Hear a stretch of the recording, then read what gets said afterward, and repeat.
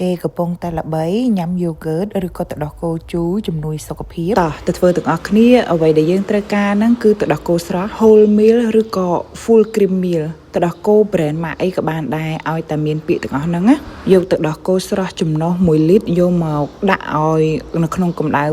85បើបងប្អូនប្រើឆ្នាំងធម្មតាដាក់ជាមួយនឹងចង្ក្រានហ្គាសអាចស្ទីបស្ទង់បានតាមហ្នឹងកុំឲ្យទឹកដោះគោយើងពុះដល់ខ្លាំងពេកឲ្យត្រឹមពុះតិចតិចចេញផ្សែងតិចតិចឡើងពពុះតិចតិចល្មមបានហើយអ្វីដែលយើងត្រូវការបន្ទាប់គឺយើងត្រូវការ yogurt រសជាតិដើមដើម្បីយកមកធ្វើមេបងប្អូនអាចរកទិញបាននៅតាមផ្សារទំនើបខ្ញុំយកមេ yogurt 2ស្លាបព្រាហើយយកមកកូរជាមួយនឹងទឹកដោះគោក្តៅអ៊ុននឹងឲ្យសព្វឲ្យ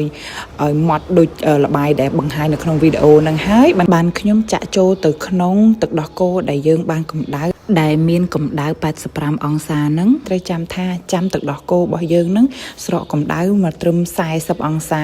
ឬក៏ក្ដៅអ៊ុនល្មមយើងអាចលូកដៃចូលសិនចាំយើងចាក់ yogurt ហ្នឹងរកប្រអប់ស្អាតដើម្បីផ្ទេរទឹកដោះគោជូររបស់យើងចូលបន្ទាប់មកផ្អាប់ទុករយៈពេល6ទៅ8ម៉ោងអាចប្រើទឹកក្ដៅអ៊ុនល្មមដើម្បីត្រាំប្រអប់ yogurt របស់យើងបានដើម្បីឲ្យវាកាច់មេត្រូវចាំថា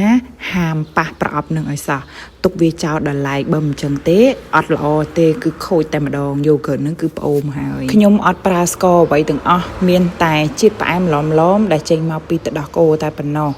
ស្រួលយើងយកទៅលាយជាមួយនឹងផ្លែឈើញ៉ាំបានព្រោះផ្លែឈើយើងគឺមានរសជាតិផ្អែមស្រេចហើយញ៉ាំបែបនេះបានយើងទទួលបានប្រសិទ្ធភាព 100% តែម្ដង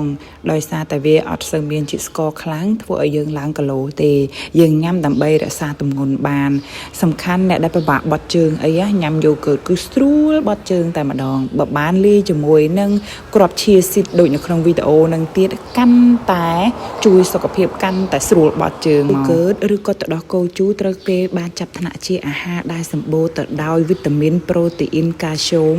ដែលជួយដល់ប្រព័ន្ធរំលាយអាហារជួយឆ្អឹងជួយធ្មេញនិងប្រព័ន្ធភាពស៊ាំពេលវេលាដែលល្អដែលត្រូវញ៉ាំគឺក្រោយអាហារឬក៏នៅពេលល្ងាចជួយប្រព័ន្ធរំលាយអាហារបានល្អហ្មង